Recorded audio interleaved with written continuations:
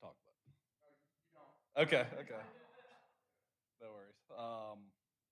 See, I'm president commissioner of Alpharetta Baseball. This summer will be my second year in that role. I was scheduler for 4.5 years before that. This year with all the rain, I don't miss that role. I can tell you that much. We're getting through it. So first, our numbers they're climbing. We saw a huge increase in 2022, which is great for the program. We're going different routes, something we've never faced before. We are having to have later practices, later games, and stuff like that because we got the kids for it. It's a good thing, and this I can tell you, this spring this year is up even more from 2022. So that's good. Good for all around. But yeah, it was spring was up 14%, summer was up 45%, and fall was up 29%. Net rec was up 318 kids from 2021. So hopefully that means we're doing something right. But so with our headwinds, biggest thing is we hear it all the time from Milton parents. I know that's not y'all's concern, but the residency, we'd come play at AYBA if the residency, if we could go back to the residency thing. So sorry, out of my control. Price. Yes, ma'am. Um, Daddy travel teams. I think that's in every sport now. But every time I turn around, somebody else is forming one and taking players away from us. So in order to keep growing, we're fighting that. So that's a good thing. Um, Lacrosse keeps growing in popularity. We've had a lot of kids stop playing for that. Um, and then travel ball is getting younger and younger. There's talks of having 7U and 6, not AYBA, but 7U and 6U baseball travel teams. Blows my mind. But tailwinds, which are good. Great facility, great reputation, competitive program. We are one of the few summer rec programs, which I think was a couple of them closed down last summer, which helped us our numbers grow tremendously last summer. Um, we make up all games. That was tough this year, but we got it in. So a lot of programs just once it's rained out, it's done. But we do make them up. I didn't put it on there, but one of the things I thought of after putting this together was we started last year, but we started taking a really active participation or partnership with Alfred High School. And so we have Mark Lassier, the head baseball coach over there, varsity coach. He comes out turf field, and we put a big clinic on. I think we had over 100 kids come out this year for that. And so he brings the varsity team with him. Younger kids loved it. Older kids enjoyed it too. And then that same week, they do a AYBA night at the high school. So all the kids can come out as long as they wear their AYBA jersey, and they get free hot dog, free bag of chips, free Rice Krispie treat, and they support the Alfred High School. So we started that last year, and it's paid off tremendously. Um, After each spring and fall, we do parent survey. I just averaged them. Those are out of 5, not out of 10. So, the biggest thing we want to keep working on is coaching. It's harder and harder to find volunteer coaches, but we seem to find them, and we're trying to support them as much as we can. Our travel program with the Bombers, they put on clinics, and they're always available for questions and that kind of stuff. So that's paid off tremendously for us. Social media, it keeps growing. I think we're up to 1,800 followers on Facebook. 2023 desired projects. We'd love to turf some of the infields at Willis Park. Not all of them by any stretch, because I think kids still need to play on dirt fields. Replace some of the dugouts at Webbridge, especially A and B. We use those fields the most, but they're small. They're bags, baseball bags for kids now have tripled in size from what they were 20 years ago, and so hanging them and getting the team in there, it gets cumbersome. And we put the numbers together of web use last year. I think the 4 fields there we used throughout the whole program compared to the 10 fields at Wills. We used it 24% of the time. 100% of what we're using Wills and Webb's for, 24% of the time was events were taking place there. So 76% at Wills, 24% there. So even with just 4 fields, we're using them night and day. And then replace the Webbridge bullpen mounds, which is already in the process of doing. They're the old dirt mounds there that are constantly requiring upkeep, and we split that with Webbridge and getting those replaced now. Rec Summer All-Star Achievements, which is, one we always love to see, is our 12U All-Star team won the Dizzy Dane district and state champions, and then they were runner-up at the World Series in Mississippi. 11U Dizzy Dane won the B state champion this year. And as far as, All-Star tournaments go on, I didn't list them all. They're competing out there, which is great, with the different tournament hosts and everything else. Bit about the Georgia Bombers, who is, we have a unique partnership with them. They run our travel organization, but they play under AYBA, and so it's worked all these years. At least to me, it has. And gosh, I've been on the board 7.5 years, and it was well established before me. So they have their own separate coaches, but they still have to practice by our rules. And coach gets out of line, he still has to answer to us and that kind of stuff. But they give a ton back to our rec program. They come out and run all our evaluations, spring and fall evaluations. They put on player clinics. They put on pitching clinics for us. All free of charge, part of the package deal type thing. The big one, they had 31 players committed to colleges out of the class of 2022. So they're out there winning. Mm-hmm. I listed all their. He sent it to me, all their championships and runner-ups. But they, some of their teams are better than others, obviously. But they compete and they win too.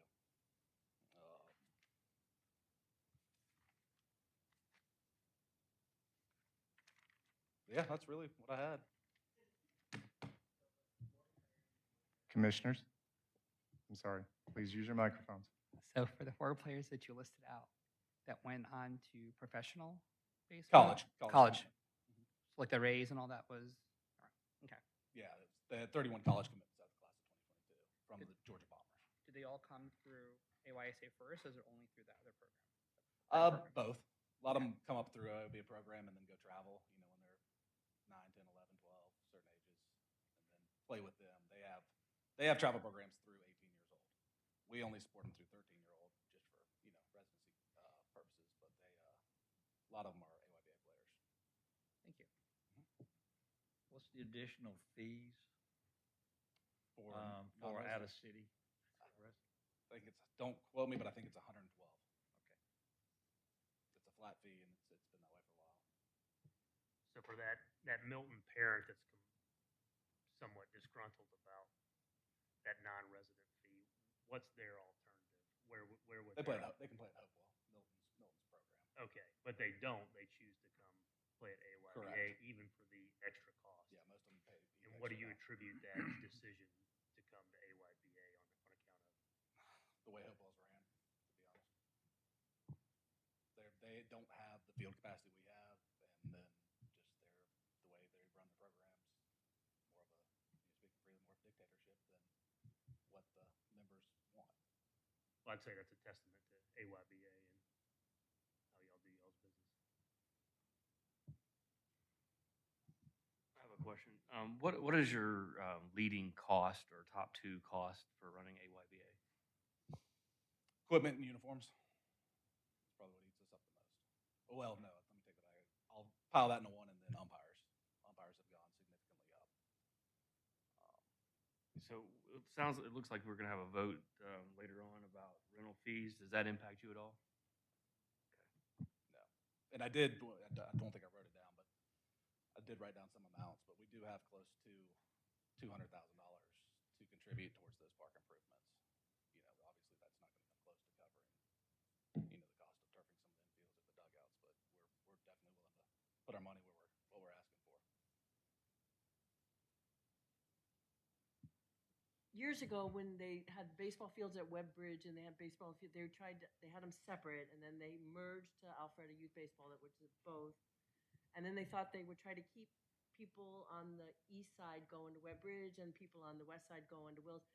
I was just curious, how does that play out? You just have teams that are mixed and people just go where you assign them? Yeah, it's literally, we do our scheduling off of a big spreadsheet, and it's got T1 listed all the way through A, B, and C and D at Webb.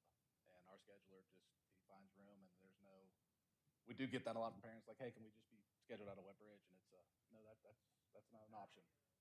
Yeah, you'll have some over there, and you'll have some at Wills Park. I mean, tonight we have, I think, 6 or 8 practices going on at Webbridge and 4 games going on there tonight. No, ma'am. No, it's all merged into our registration states, both parks, and you'll be prepared to. Hey, I'm curious, please, about the sponsorship signage. How has that impacted the program financially? It's great. We charge $1,000 per banner, and we haven't, we've had a couple people that were interested in it that didn't follow through with it, but more often than not, if they ask about it, they're buying a banner or two. So it's been great for us.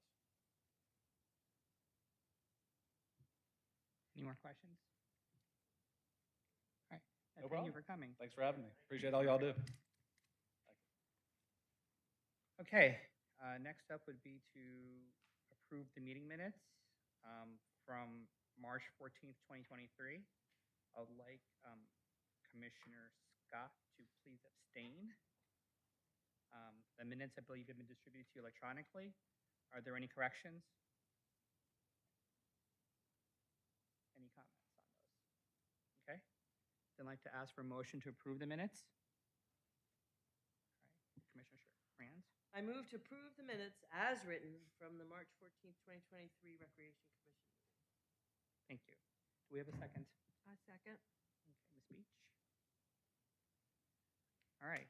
It's been moved by Commissioner Rand and seconded by Commissioner Beach that we approve the minutes as written from the March 14th, 2023 Rec Commission meeting. I'll now call for a vote. All those in favor, raise your right hand. Okay, it's unanimous. The motion passes 8-0. 8-0. Okay. Next order Mr. of Chairman, if you'll give me just 1 second, I am turning off that unattended thing. It's going to drive us all nuts.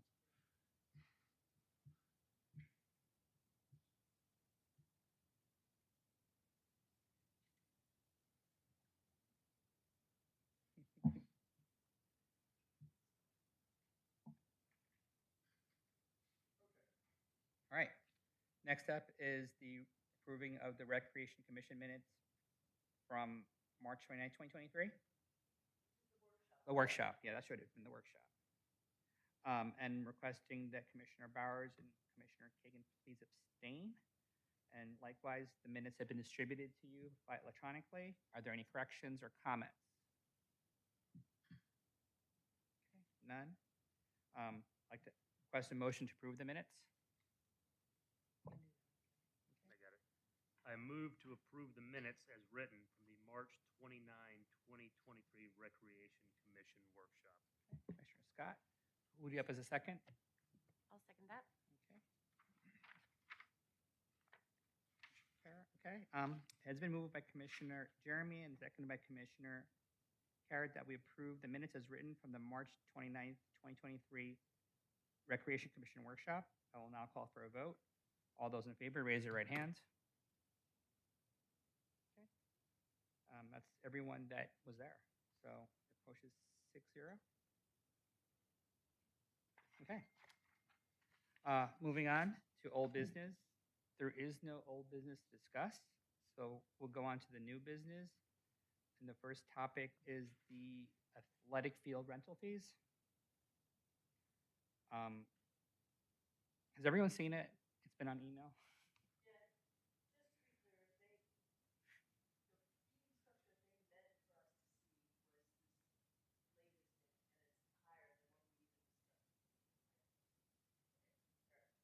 Would you like to speak to it?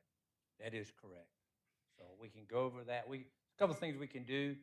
We can, since you talked about one thing at the workshop that I was not at, I was not able to attend, and then there was another sheet sent out later. We can send it back to the workshop and talk about it, or I don't think. Yeah, right. Right.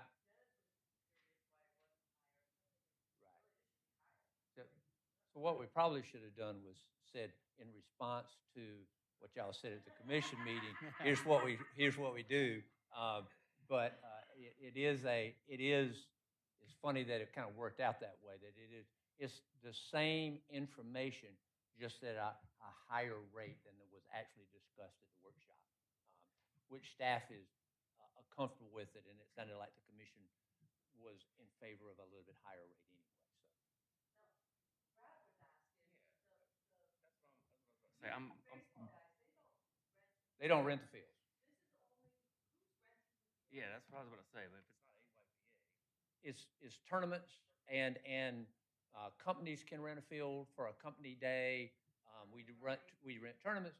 We have lots of tournaments, but tournaments are only allowed if AYBA or AYSA approve them. Because one of the things we won't do is we will not rent a field to someone who is competing with those two organizations. So they don't rent the fields and they don't participate in the revenue, but they do participate in the process. It is, we rent the fields on a fairly regular basis for tournaments, and just again company picnics and general usage. and tournaments that AYBA can or do participate in as well, or these are 100% outside tournaments. AYBA will come to us and want to have a tournament. So yeah, they do participate in that as well. The Braves Clinic that we host in the summer for kids, where they come out, is that through AYBA or is that the city host, or is that It's through the strictly city. It's through the city. So we don't charge them. Yeah, we charge the We- Braves. Oh yeah. We do. Oh yeah. Oh yeah. Oh yeah. With it And been they doing like this, and with they it- they want. We have let them know that there are price increases coming. But I will tell you one point that I need to make about this is that we do have several extended year contracts with the Braves. I think it's a 2-year contract with the Braves, and there's a 3-year contract with the Triple Crown out at North Park. And so those fees will be locked, but they know that when that contract is over, that they go to the higher fee. So we can't. So they know there's a fee adjustment coming. Yeah, the Braves pay. I mean, all of those fees in there, all of those apply to those as well. Because while we love having them here and they're a great asset to the community, they stay in our hotel rooms. That tournament is hard on the fields because they play a lot of games. So.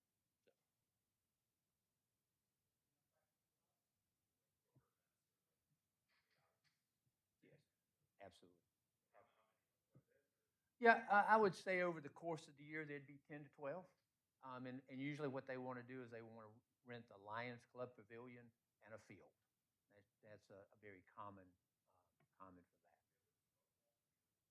No, I mean, it's on the website. You can, but we have not to date promoted the fact that we're, quote, in the rental business, if you will, for the athletic fields. There's something else I thought that was interesting about it was that you're moving the time that they have to leave the field from 10 to 8:30. Mm-hmm. That's not the time. I don't think. I'm not looking at it. I think that's the last time they can start a game. All play must end by 10 was what it used to say. Mm-hmm. And now the one with the $400 fields all play must end by 8:30. Okay. So I just was curious why we were pushing, because we let Alpharetta Youth Baseball stay out there until 10, right? Yeah. I was under the impression, and again, I wasn't at the workshop, and so that.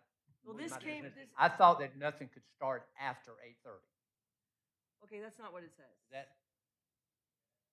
That was my understanding. So that we changed the time rather than saying you have to be done at 10, because if you tell a team they have to be done at 10, then it might be right in the middle of an inning. So you just tell them when the last game can start is 8:30, and they'll probably be done by 10. So I think it's supposed to read, Commissioner Rand, that no game can start. The last game cannot start any later than 8:30. Okay, so that's not what's in this document. Okay. One thing that factors in the amount of games that are played during a specific day is the start times are usually early, 9 o'clock. That means that staff has to prep those fields before and try to get the lights off by 11 o'clock to honor, city codes. So Right. that's factored in, and we need to make sure they have adequate enough time to do so. That way, they're not pressured to try to get games To hurry up the scheduled game in or the next whatever, day because teams get there early. They like to warm up, and there's always a conflict. So if you can get them done the night after the games are played, that's the best. That's the best scenario. Okay.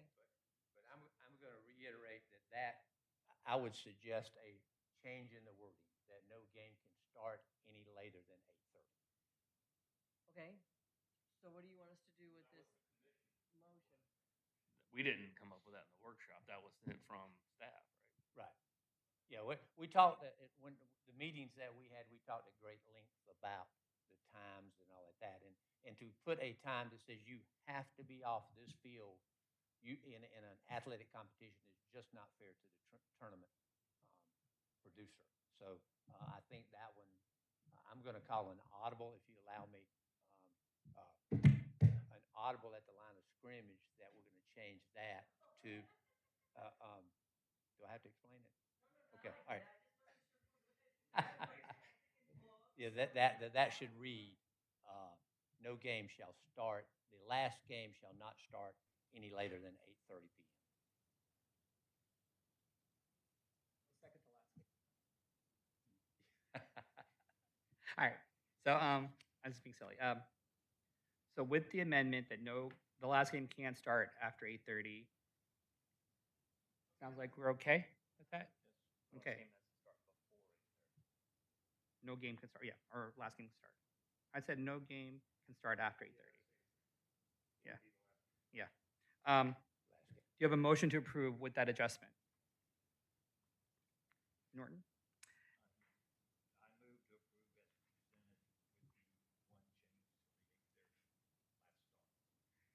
Thank you. May I have a second? All right.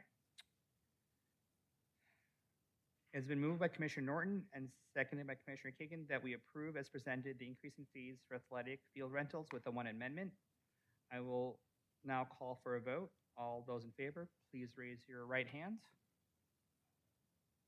It's unanimous. Thank you. That's 8-0, 9-0. 9-0. All right. The next topic up is pickleball.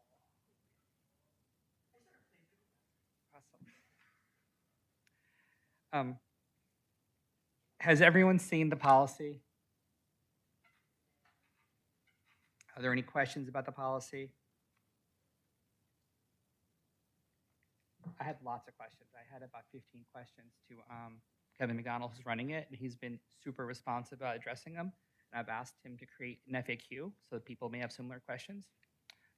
But it was well written and done from my perspective, and they were responsive. I wish he was here to tell him that. But if there's no questions, then I will ask for a motion to approve the rental packet policies and fee structure for the rental of the city's pickleball courts.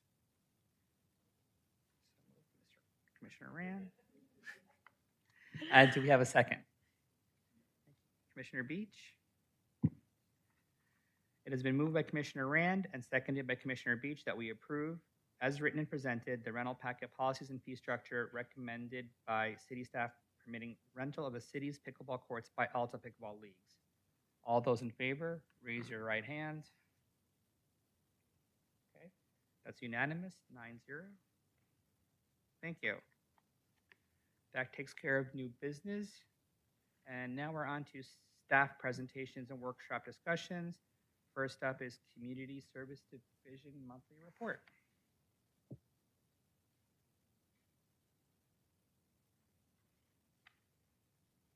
Hello. How's everyone tonight? Good to see you all. I have a brief report from the Community Services Division this evening. So event season is in full swing. Our big, kickoff is the month of April, and now that we're into May, we are well into Food Truck Alley, Farmers Market. We had the Alpharetta Wine Festival. The Home by Dark concerts have started up again. Cornhole is playing on the town green on Wednesday and Thursday nights. We have 5K races. A couple of weeks ago, we had 3 plant sales happening in Alpharetta on the same day with a shuttle transporting people from Wills Park over to Rucker Park. That was great. And now, of course, this week, in 2 days, we have Taste of Alpharetta. So event season is in full swing. I would say for our spring season, we have hit peak. And after Taste, we'll take a little bit of a breather. Community agriculture is also in full bloom. So we had our hot crop distribution for our members on April 22nd, and that also was our big kickoff for the season with our Earth Day community cleanup. We had 92 volunteers out at the farm on Earth Day. So that was huge. It was really, really big. And I must say it was our most well-organized volunteer day as well. So our new volunteer and education coordinator, Kristen Orr, is incredible. And she's really, really making it possible for us to do things like have almost 100 volunteers. And multiple people heard folks that were there say, this was really organized. This was really wonderful. I had a great time. So having that many people in one place can be really chaotic, and it wasn't, fortunately. Our Alpharetta Box program with Cambridge High School, this Friday is their last day. And so if you did get to see them at the farmers market on this past weekend, our grand finale with the students the vision has always been that we would have a grand finale with them at the farmers market and at Taste of Alpharetta. And this year was the first year that we're able to do both of those things. We've had the students at Taste of Alpharetta the last 2 years, and they will also be there this Thursday. But this past weekend, we also had them set up a display at the farmers market, which is a huge learning experience. It's another way that farmers are able to sell their goods, and it's a huge undertaking. So I was really, really proud of the students, and in total, they sold over $673 of goods at the farmers market. Yeah, so that was really huge. They felt really, really good about that. And the 5 of them set a goal for themselves at the beginning of the school year. As you know, this program, the students sell the products, and it's a 50-50 profit share with the city. We retain 50% of their sales in order to pay for things that go into the program. And they keep the other 50% as a scholarship. They set a goal for themselves at the beginning of the year of $500 each.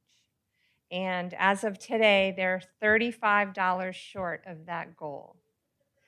So they strategized this morning about how they were going to work to achieve that goal by doing some online, last chance sale kind of things. And then they're hoping also through sales online this week, as well as at Taste of Alpharetta, they'll be able to reach that goal, which I think they will. So I'm really proud of this group. And then their last day at the farm will be on Friday. Those are my big announcements of what we have going on in community services. Do y'all have any questions for me?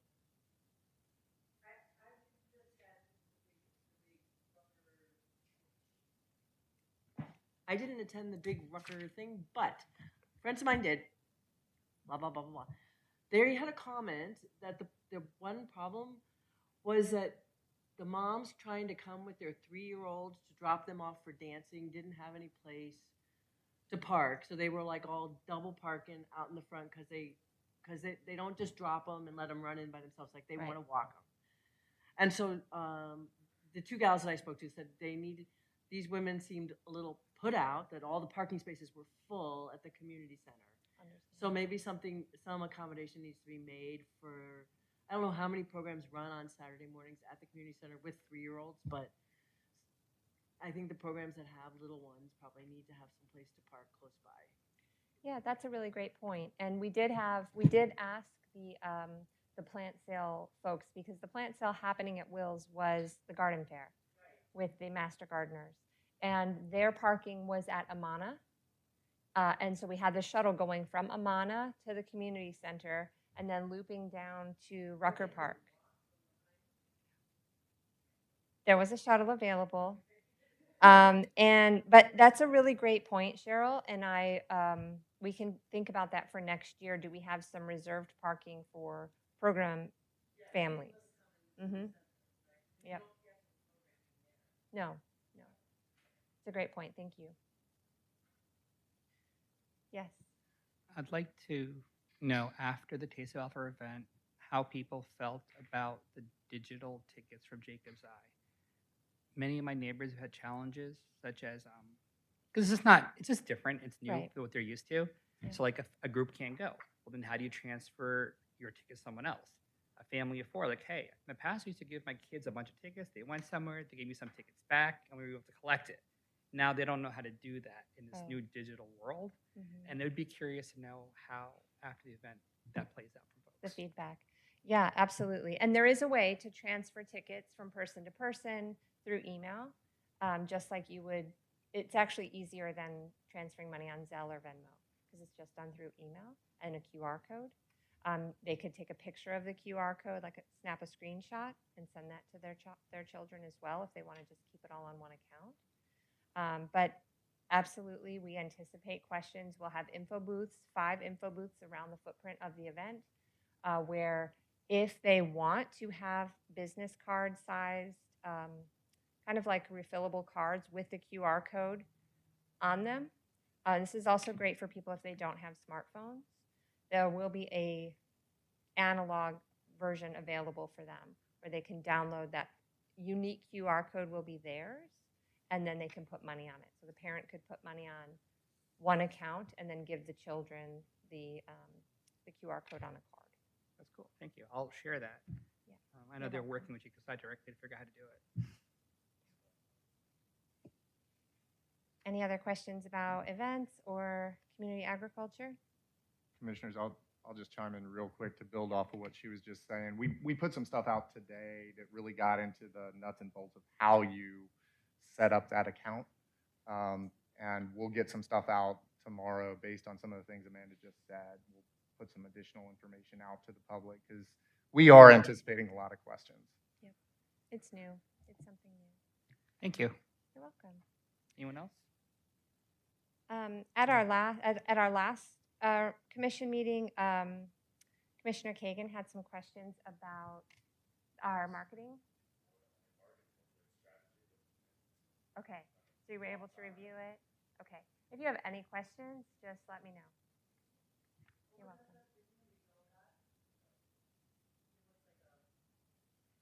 It was our marketing strategy for the department. Okay, great, thank you. Thank you. Next up is Cultural Services.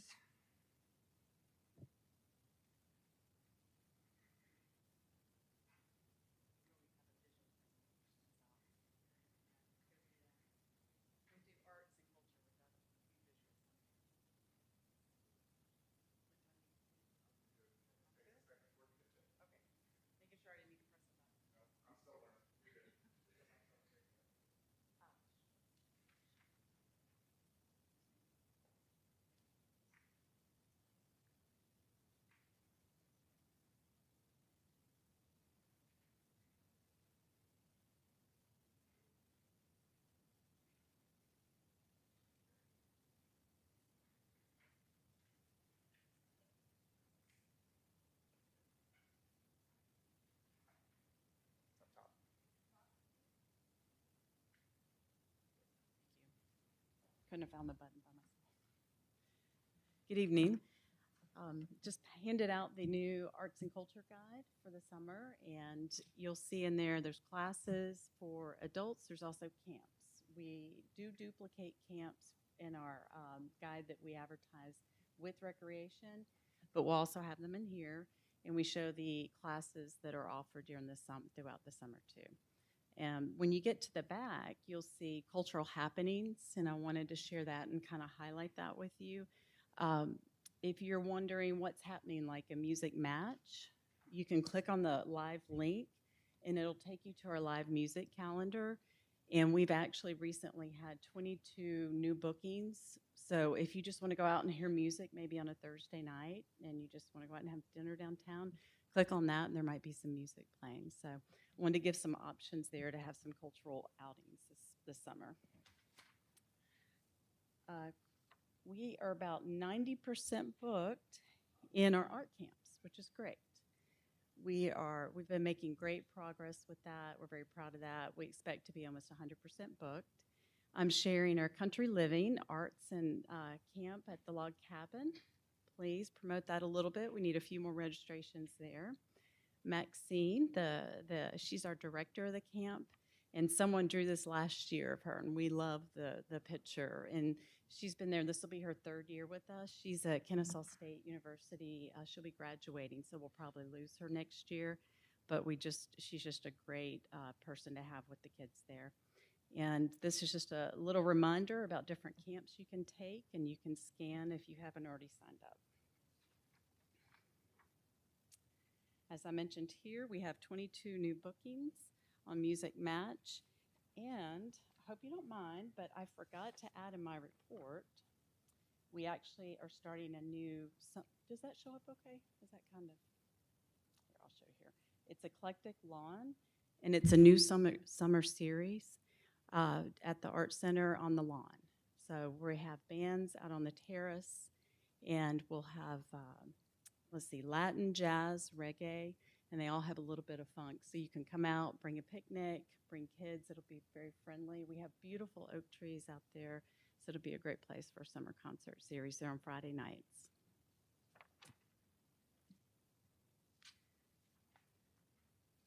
Wanted to share update on the community theater space at North Point Mall. We're currently working with them on the MOU, and we worked on some points with the operations person, Nick, at that, just kind of listed out what they would contribute, what we would contribute, and it's with their legal team at this point, and we're waiting on the first draft of that. Morgan will be reviewing that with them. I wanted to give you a visual of the seating, what 150 seats might look like. We are also working on getting bids for the chairs, walls, curtains around the stage area, the entrance, and I'll kind of orient you. Have you seen, I missed the last meeting, so I'm not quite sure. Did you show them this at the last meeting? I don't know if you did. Okay. That's what I was trying to orient you. If you're upstairs where the food court is, where Chick-fil-A, you would take the opposite corner, kind of going where the escalator, where the stairs are. You would be right on the corner there. It used to be the Foot Locker, I believe. And so it's got 2 entrances. It makes a great layout for community theater. The 150 seats fit perfectly. You would walk in, you would have the box office here. And then when you come around here, you would have a little bit of food and then have a seat. This is backstage. And it's actually got a very nice layout. Any questions or?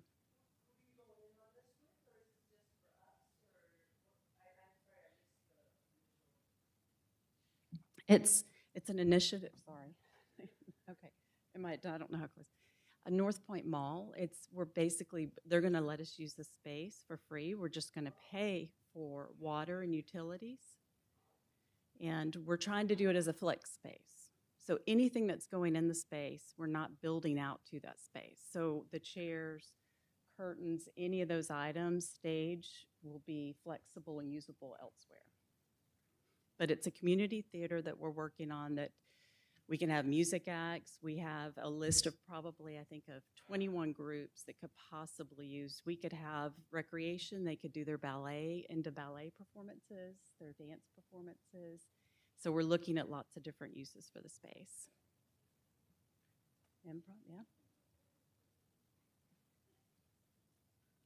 Any more questions or? How does the space differ from the black box theater?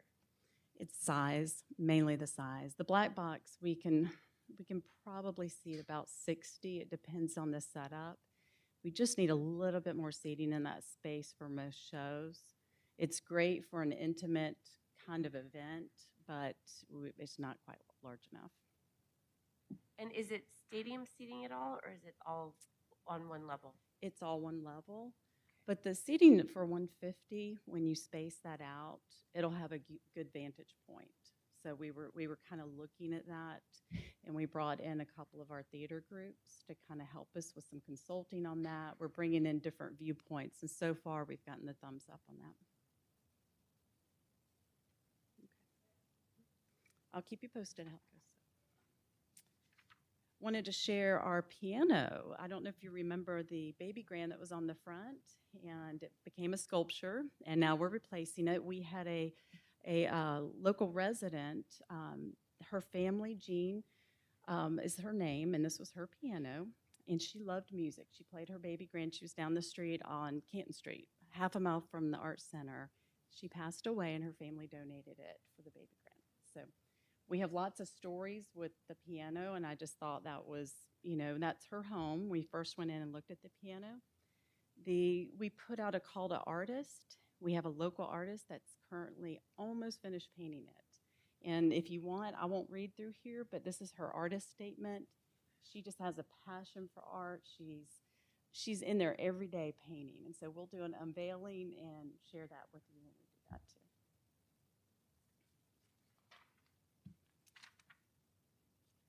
These two shows I wanted to share, even though they're past. This show was a beautiful show. It was black and white, and Nancy Murphy, our gallery coordinator, I think she wore black and white for a month. I'm not kidding. Every day she goes, I'm just in the mode. And so she kind of dresses for the show. Today she was wearing, and I'll share in a moment, she was wearing what color? Red and white, because it's Paint the Town. So I also wanted to share, even though this was May 7th, the chorus had a really neat show. And please keep your eyes open for their shows. They're an amazing group. I think that, I know we're probably all out of COVID, but I think they got hit the hardest. So if you see one of their shows, please try to pop out and support them. Paint the Town is coming up. It's actually, we started, the artist came and picked up their packets.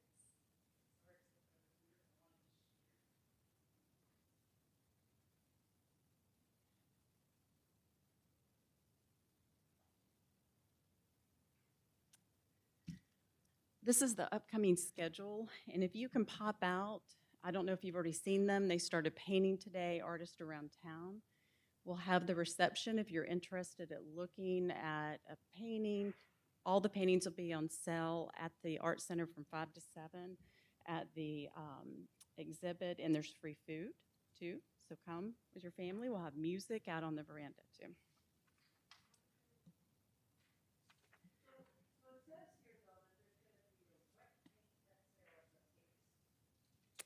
That's correct. Mm-hmm. I have been told that it's on the corner park up on Milton. I mean, it's on Main Street. I think they're on that park, North Main Street Park, by the Hamilton. North Main Street Park is where the Christmas tree used to be? Okay. And I know they will not be there for the full evening, because once it gets dark, the artist will stop Oh, it's painting. gonna come at 4:30. And so what happens if you buy something at the wet paint sale? Then do you have to take it home?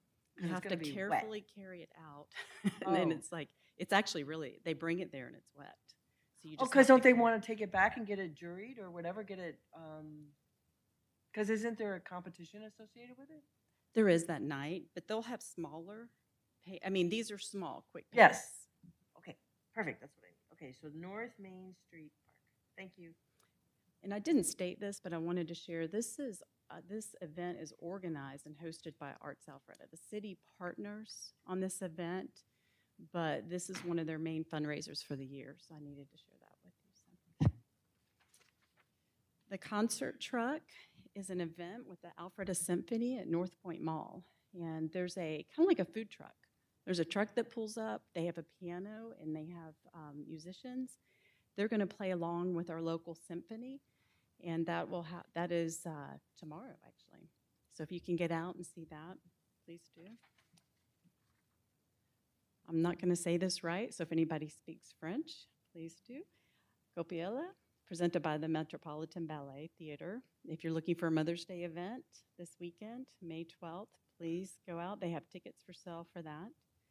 Coming up towards the end of the month, the Alpharetta Symphony will have Twilight in Paris.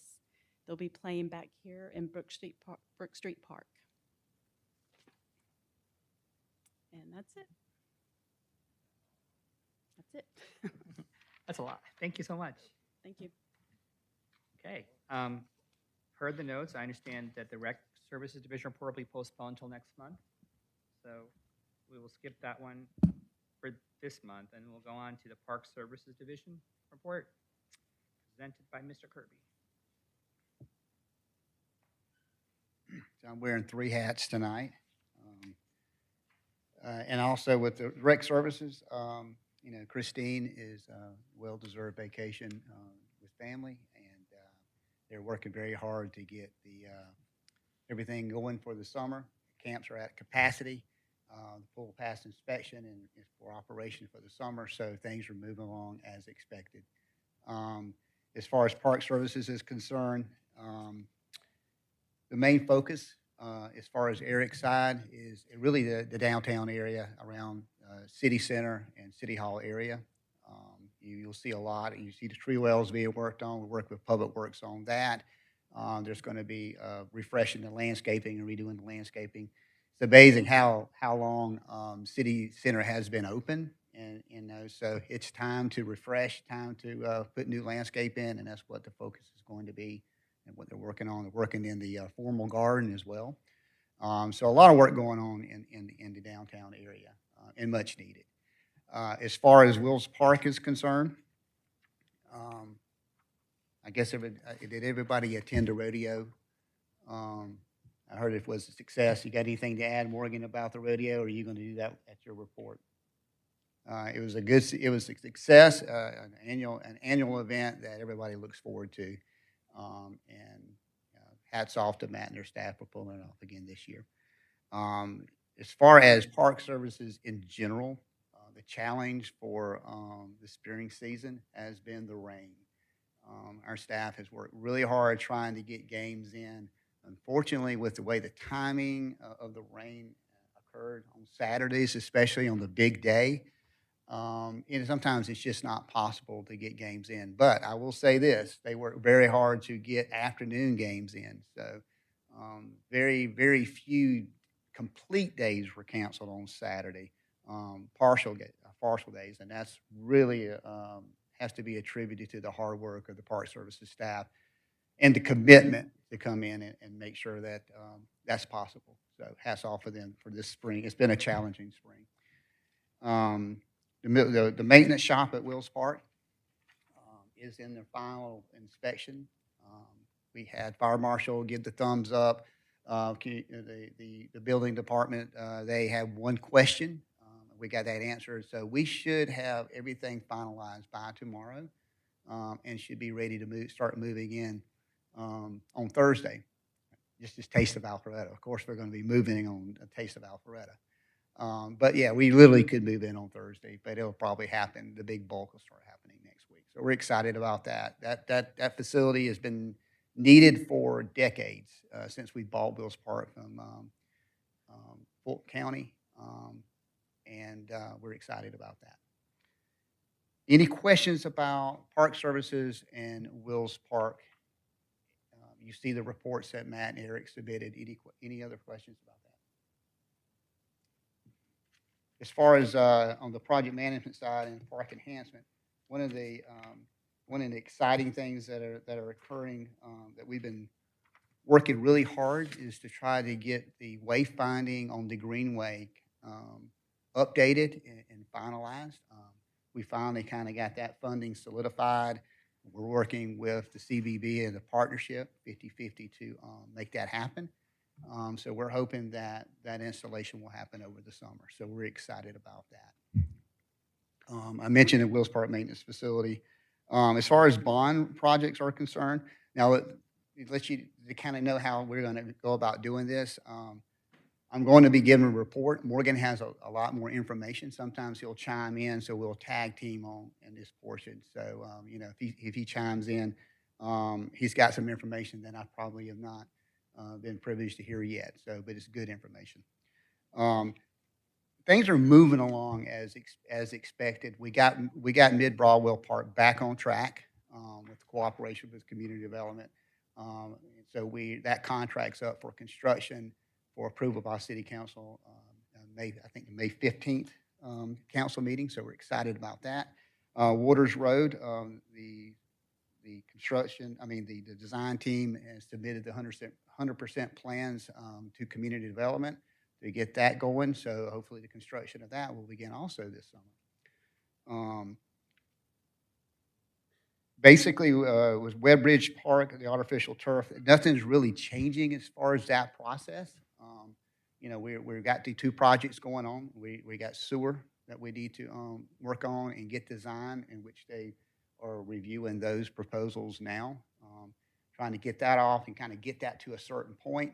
And then when we do get that to a certain point, then we can decide when we can start working on the actual turf installation. So the intent is just to get it to a point and understand as far as the design when we can move forward on turf installation. It's not necessarily meant to say we're going to get all the sewer line done and then we're not going to do anything with the turf until the sewer is done. That's not the intent. The intent is to move that along as soon as we possibly can. So the two projects may kind of coincide, but we just have to work through those logistics.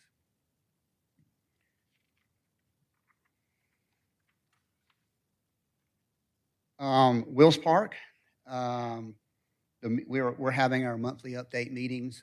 We're getting really close to kind of finalizing the concept that's going to go for the construction documents. It is not, we are following the master plan that was approved by City Council in 2019. So we're not deviating from that much. We have going through obviously the budget process now, trying to decide what we can afford, which we're doing that in all of our parks. But we're going to really have it's going to be, we're excited about the way this is developing. Wacky World and the footprint of Wacky World and how it's laying out and how it coincides with the spine, and how everything's just going to flow so much better, connecting the Wills Park and the Roswell Street sides of the park, make it finally unify the park. So we're excited about that. The Equestrian Center concept is also there. It's about a month behind. We're in our second wave. We're kind of going through some concepts. We're working with the Equestrian Foundation closely. They're involved in every meeting to talk about the concept and getting to a point where we can have some budget numbers to kind of crunch and see what we can afford. There's a lot that needs to be done at the Equestrian Center. We also realize that we can't do it all in this first round. So we just, what those priorities are, we're setting those priorities, what we need to focus on, and then what we're going to do in future phases. Union Hill Park, we were on the council agenda for approval. We've been asked to give it 30 days so City Council can review the plans a little bit further. So that we're looking to get that back on the agenda or get guidance for that for June. Meanwhile, we are working on the renovations of the cover area. We're working around the schedule of Home by Dark and some of the camps, but we have made progress out there. We've got some conduit run and some electrical work that's begun. We've taken the old insulation out, did some spray insulation to help with the acoustics and also with moisture. Future plans are the paint. We're a little behind on painting. We're hoping to get that done this week. It'll probably happen next week. And then you get the gutters done and then kind of finalize with some final electrical work with replacing the lights with LED that are dimmable, as well as getting the concrete floor resurfaced to where it's non-slip. So it'll just kind of go across it lightly to kind of rough it up, put a non-slip seal over the top of it to make it safe for participation. So, but we anticipate that to be completed in the month of May. So, hopefully by the 1st of June, we'll have all that work completed. Any questions? Kirk, I'm sorry. Are you having any problem finding young people to work at the pool this year, and when do you anticipate the pool opening? The pool is going to open Memorial Weekend as planned. There's always a challenge in finding staff for the pool because the number of staff that you have to adequately staff a pool on a given day with the rotations and so forth is always a challenge. But and then Morgan's going to help me out on that one. Because I thought Christine Did said good. that she had it We- covered. So, yeah, I'm sorry? You're watching the slides. Yes, I'm gonna watch the slide. That's the best job in the pool. And you really want to be at the bottom, not the top. So, because that's where all the fun is. We are not, to be honest with you, Commissioner Norton, we are not having problems with lifeguards this year. We did such a great job last year recruiting lifeguards. It has carried over to this season. What we're looking for is camp counselors. We're a little short on camp counselors going into our season, and particularly for Camp Happy Heart.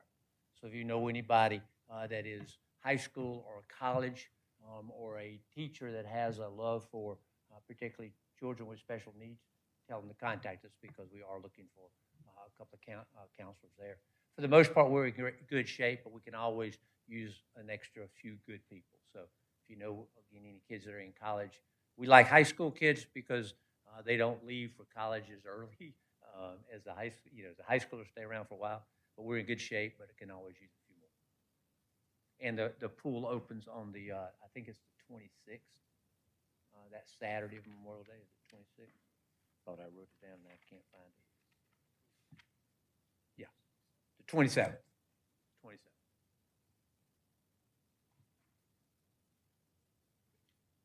Well, thank you for the assist, Morgan. But are there any other questions? Well, thank you. Thank you, Kurt. I think now we have the director come on up. He's probably prepped and ready to go. So in the report, I did give you a copy of the draft budget now that is being reviewed by mayor and council, and I stress that that is a draft document. The first workshop is planned the 24th, May the 24th, and so they'll be taking these items and looking at them one by one. But this is the what I gave you is a document that is being presented to mayor and council for their purview and discussion at a workshop. I'll be glad to answer any questions from a recreation and parks and cultural services standpoint. For the most part, I would say that our department fared very well on this particular budget season. There's wants, but where there's needs, wants, and gotta haves. And we got all of our gotta haves and good many of our wants in that. But if you look at that document very closely, particularly if you look at the capital initiatives, if you look at the things that are not funded, there's quite a few things that are not funded. But there's just all the departments have things in the non-funded. So again, I'd stress that from our standpoint, there is some adjustments for salaries for the majority of the staff, and that includes our folks. That's one that the directors are very excited that is moving forward. And we did good with we were asking and got another supervisor, particularly for the downtown parks area, where we are, as it kicked off the meeting, downtown is where it's happening right now. After Thursday, there's no turning back for 2023. It's going to be on. And then the operating budget is adjusted for inflation, and we did really well in the operating end as well. So be glad to answer any questions that you may have about that at this time, though.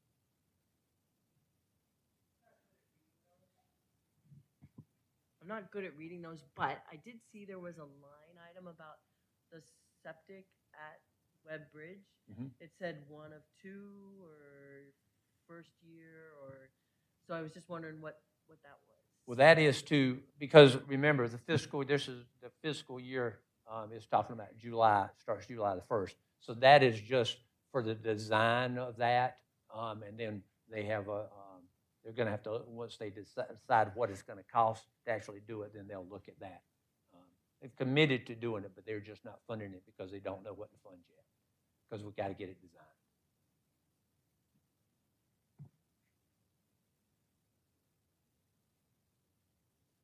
Okay, I'll move on if that's okay, Mr. Chairman. Just want to give you a couple of updates. One is that If you watch the council agenda, you will see that at an upcoming meeting, I think it's the next meeting, we are applying for a Land and Water Conservation Fund project. That is it is that as a national program. The federal government gives the state money, and then the state divvies it up through what we call the LWCF, and it's for recreation and park amenities. We are asking for that grant. We are applying for the complete redo of the lights, athletic lights at North Park. That would be removing all of the wooden poles, replacing all of the LEDs with, all of the metal halides with LEDs. So that is a 50-50 matching grant up to $500,000. So we are seeking approval from mayor and council to apply for that grant. Just to give you a heads up, we actually have to ask permission to put in a pre-application, and then once you put in your pre-application, then they'll tell you whether they want you to fill out the whole application. So there's several rounds of that. So we're asking for that. A couple other things I want to bring you up to speed is that in case you haven't noticed, at the North Main Street Park, which is where the Christmas tree used to be, trying to get folks to call it the North Main Street Park. Between there and the hotel, there's a new wall. I don't know if anybody has noticed. It's a little seating wall, a brick wall. And so what we're going to do with that is we're going to level out that park, and then we're going to increase the size of that park and make that park usable for activities now. So the next time you go down Milton, look to the right, you'll see that nice brick wall. It looks really good. And next we're going to come in and do the landscaping there. So check that out. I want to invite all the commission to a concert at the Union Hill, put on by Home by Dark. They are twice a month. They hold them on Friday and Saturday nights. There's a full listing. If you can go to the Home by Dark website and look at that. James Casto, who is the Home by Dark gentleman, has invited any of the commission members that want to come. He will save you a table, and you can enjoy just an absolute wonderful concert at Union Hill. He's got the backlighting now. He lights the trees behind the stage now, so everything looks really good. The sound is tremendous at Union Hill, so I would really encourage you. There's about 16 concerts at Union Hill this coming summer. I'd encourage you to come to one of them. Just call me, and I'll take it from there. You won't forget it. I want to mention that the tunnel is under West Side. I think y'all are all privy to the photo of the day. So that one side of the tunnel is almost done, and then they're going to basically pave that road over the tunnel, and then dig up the other side and put the tunnel in. So they are on track with that project, getting the Alpha Loop from Old Milton all the way to North Winds. So we're excited about that. I'm going to mention, I don't think Kurt mentioned two projects that I'm excited about, is because I live right across the street from these, is Wills Park Recreation Center is now painted. Go by and see it. It looks really good. It is the same color as every other building we have in the park now. So I'm really excited about that and the trim work. And the basketball courts are getting redone. So that is that's one of those facilities. It's kind of like the disc golf that a lot of people don't realize how many people are using that facility. But that basketball court is one of those facilities that is used just on a regular basis. So we're excited to be bringing that up to grade as well. So those are the notes that I wanted to cover. So be glad to answer any other questions you may have. How long will that basketball court be offline for, whatever you're going to do? About another week. Another week. About another week. They ran into, believe it or not, some moisture problems when they were doing that. So there's a couple of not structural cracks, but surface cracks, and they put a special tape down, and then they put epoxy on top of that tape, and the tape was not holding because there was too much moisture in the ground. So they had to let that breathe a little bit. They have now got that down. If you go by today, you'll see that it looks just like a blacktop. So now they just got to come back in, paint it with that special coat, and then paint the lines, and then we're going to replace the goals in the back. So it's going to look like a brand new facility. So we're about a week out. Okay. And since you brought that up, How are the courts holding up in the community center since we kind of experienced a similar problem? We fixed that problem. Well, I knew we fixed it, Yes. but everything's great. Everything's good. It's no, Beautiful. that beautiful basketball court in the community center, we're watching it close, but there is no buckling or anything like that. I'm convinced that we took care of that problem. We went to the root of the problem, took the root out, and then fixed it. So. Any thoughts on lights at the basketball court at any time, or has that been addressed in the past? It hasn't been addressed in the past, and we don't have any. It's not been on our radar. It's not on a list anywhere. That's something we can think about. But that's be one of those projects that if we add it to the list, it's going to be, that I should show you that whole. Well, if you look at the budget, the pages of unfunded projects, it can go on the next page. That's not there. So we can add that. But so we really haven't gotten a request to light those courts that I'm aware of, at least while I've been here. It was just a small request from someone that I spoke with, stating that I guess sometimes people pull their cars up there and turn their headlights on to try to get some extra basketball time. So that was just one of the questions. We can certainly put it in the flower shifter and see what comes out, see if it shakes out. You'd mentioned the grant money coming in, the 500,000, 50/50. You mentioned athletic fields. Of course, I have to ask you about the tennis courts. Is that in scope or not? Say that again. Are the tennis courts at Wills Park in scope for relighting as you're doing the rest of the athletic fields? Not the grant that we're asking for is just for North Park. Oh, North Park. My apologies. North Park. But Okay. we are as we are doing the athletic lighting at Wills Park, we have the tennis courts as part of that project. Thank you. Yeah. I have an unrelated question. We had discussed a few meetings ago about Act 1 presenting at Innovation Academy, and I think that show Silent Sky was there. How was the feedback? Because I went, thank you for letting me go, but there wasn't as much in the crowd. I felt like it was a very big room for, I feel. Yeah, so as Kurt so graciously did, I'm going to tag team Kim. Would you restate your question? So the idea behind Silent Sky being presented from Alpharetta Presbyterian Center to Innovation Academy was to have a bigger forum, have more folks there. I attended it. I thought it was great, but I felt like there was only a handful of folks in the audience, and it felt very different because of the size of the crowd compared to the awesomeness of the show. What were the thoughts behind it? Feedback from, like, what would they do differently? The show is designed, they're used to performing at the church, and that has the theater's about 40 people. So that's the size that you're used to selling, and that was their first show in that very large auditorium. So the main goal for that was just being at Innovations for the first show. And what was unique and neat about that is Act 1 worked with Innovations has a drama club. And they shared equipment. They did Legally Blonde, the high school, performed that, I think it's sometime towards the end of April. So they were sharing equipment. So it was really just a starting point. That was like probably the main purpose. We hope to get more energy and more people aware of the fact that that's an opportunity to attend shows down there, but it'll take time. It'll take a little bit of time. And I think I got an email from Act 1 with the whole season pass, and I think they're not doing it at Innovation, they're doing it somewhere else.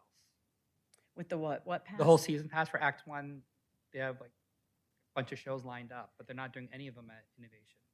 Right. That relationship is still being worked out with the school.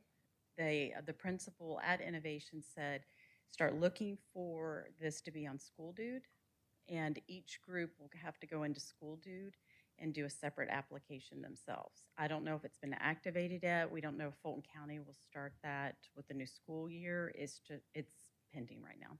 Thank you. You're welcome.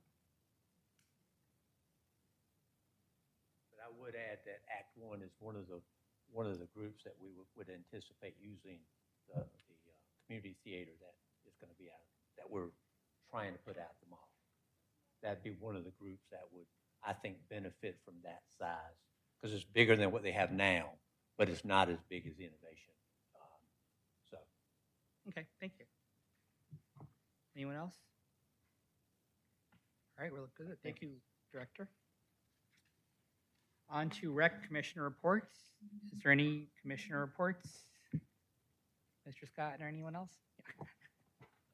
Thank you. I wouldn't mind interjecting and giving a quick update on the Wacky World Playground project. We had a really successful design day kickoff party at AES, which was tremendous and gave us a lot of momentum. Now we're kind of moving into our next phase, which is really starting the volunteer drive as well as our donation drive. So I guess my request for commissioners is, as you interact with the community, folks that are showing passion for being involved in this project, just please try to drive people to the website, thewackyworld.org.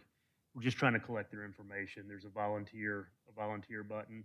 We're really just trying to build up our database of volunteers so that as we accumulate that list, we can use that for communication throughout the process. And folks that are particularly passionate, we're building out our subcommittees of the various duties and responsibilities that we're going to need for the successful playground project next year. And these subcommittees are anything from fundraising to volunteerism to food to childcare to tools donation to materials donation. There's a variety of ways that folks can serve on subcommittees. So right now, what I'm and Dana and Lindsay Ann are trying to do is help build out those subcommittees to help organize the various tasks.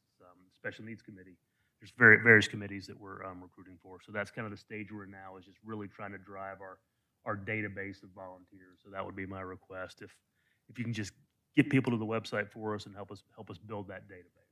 But things are going great. We're real excited, and we're going to keep working. Thank you. Any other commissioner with a report? Okay. Seeing none, and for public comment, I don't see any members of the public. So next item up would be a motion to adjourn. Would someone like to make a motion?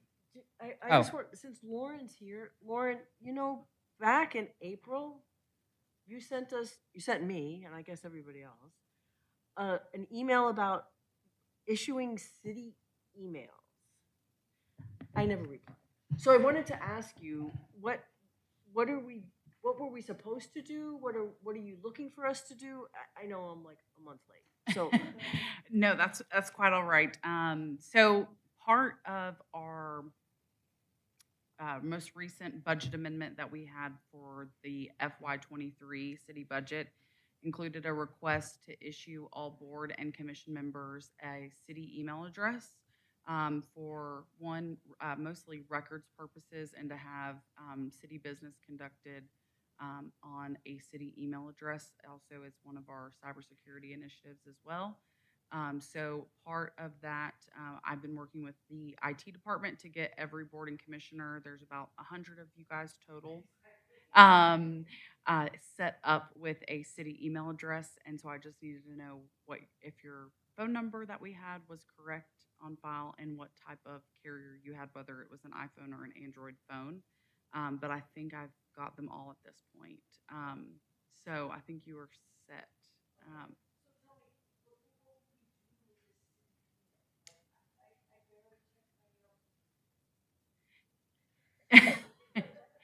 Yes. So once all of the accounts are established, our IT team that's working on this project, myself and Amber, we will kind of have a little training session with you guys prior to a meeting or maybe at a workshop to make sure that you're able to get your email address set up, whether on your phone or your laptop or both.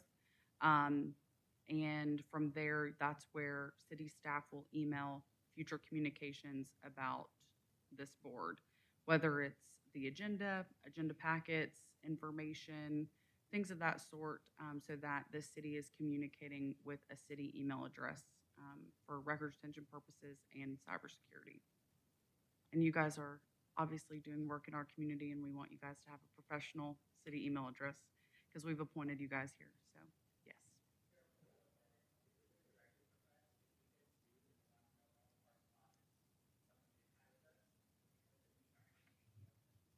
Because they're using our personal email addresses, they can then search your personal email addresses for stuff. And you may not want somebody looking at your personal email for that may not be relevant to the case, right? So it's always better to have it segmented, in my opinion. Yep.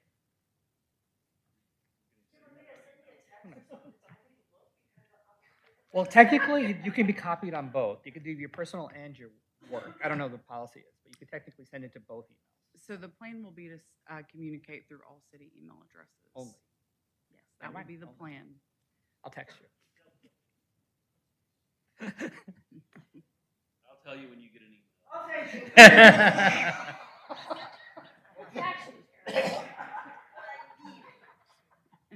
Anyone else? No, great question. All right. Thank you. So then, going back to requesting a motion to adjourn. I move to adjourn the meeting. Commissioner Rand, I second. second. Commissioner Beach. It is now 6:50. It's been moved by Commissioner Rand and second by Commissioner Beach that we adjourn the meeting at 6:52 p.m. I will now call for a vote. All those in favor, raise your right hands. It is unanimous. 9-0. Motion passes. I can do the gavel now. Thank you very much. Take care of it for you. Yes. Yes. Thank you. Thank you. Yes. Yeah, thank you.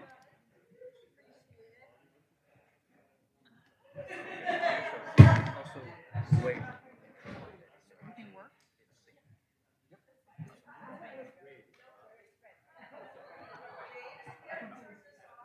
Don't. You just walk away.